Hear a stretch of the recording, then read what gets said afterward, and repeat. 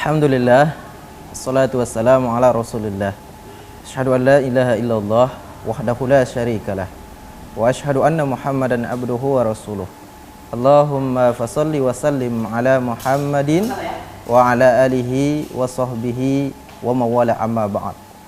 Wa qala Allah ta'ala fihil qur'anihil karim, fa innahu asdaqul qailin. A'udzu billahi minasy syaithanir rajim. Bismillahirrahmanirrahim. Ud'u ila sabili rabbika bil hikmah wal mau'izatil hasanah wajadilhum billati hiya ahsan. Pemirsa TV Muhammadiyah yang dirahmati oleh Allah Subhanahu wa taala, jumpa lagi dengan saya dalam episode tuntunan akhir zaman, yang mana pada kesempatan kali ini kita akan membahas dakwah dengan hikmah. Pemirsa TV-mu dimanapun Anda berada, yang insya Allah kita sama-sama dimuliakan oleh Allah. Ketika kita berbicara tentang dakwah, maka ada beberapa metode yang ditawarkan Al-Quran, sebagaimana tadi yang sudah saya jelaskan dalam sebuah ayat Al-Quran yang terdapat dalam surah An-Nahl 125 yang berbunyi a'udzubillahi minasyaitonir rajim, bismillahirrahmanirrahim. Ud'u ila sabili rabbika bil hikmah wal mau'izatil hasanah wajadilhum billati hiya ahsan. Serulah manusia ke jalan Tuhanmu dengan hikmah,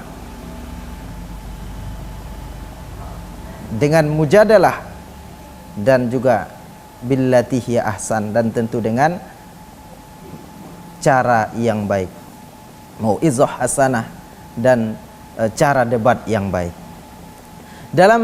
Kalau kita cermati bahwa dalam ayat ini dijelaskan oleh Allah, ada secara umum 3 metode yang ditawarkan oleh Allah.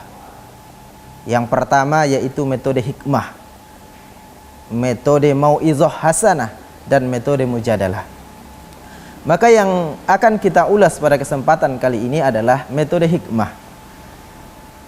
Metode hikmah ini pernah suatu ketika di masa Rasul,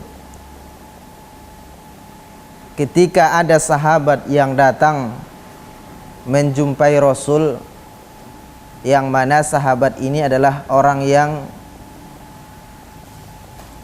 kurang begitu rajin dalam sholat, sehingga bertanya kepada Nabi, "Ya Rasulullah, apa amalan yang paling abdol?" Dijawab oleh Nabi, "Abdolus sholah fi awal waktiha." Seabdol-abdol sholat ialah di awal waktu.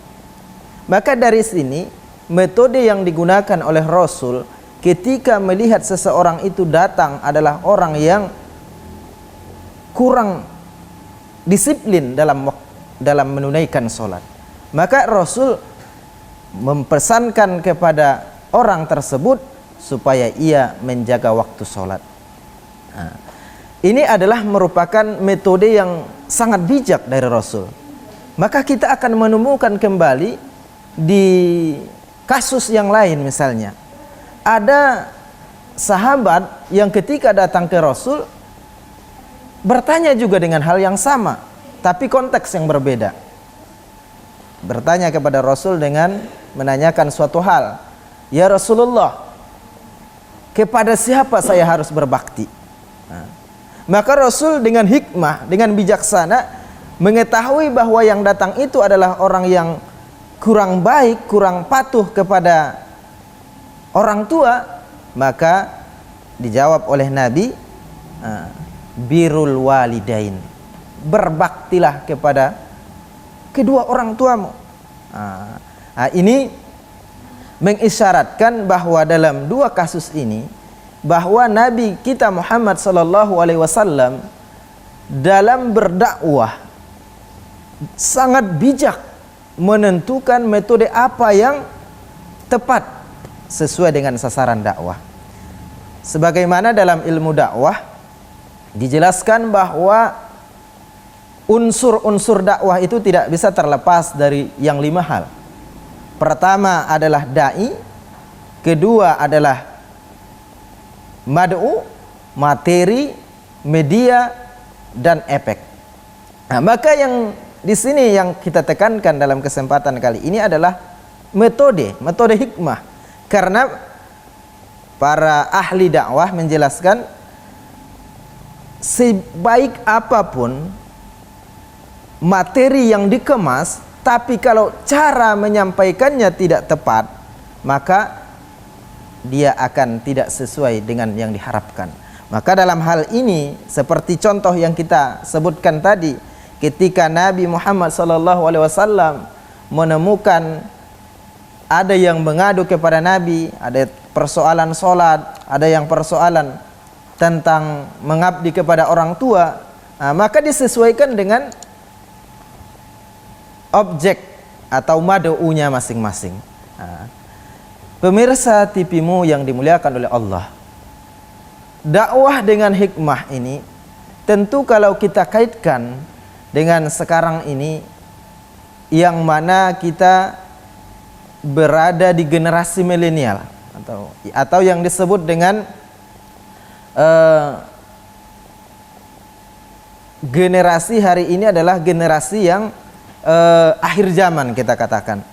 Maka metode hikmah ini sangat penting untuk kita lakukan, melihat siapa yang akan kita dakwahi.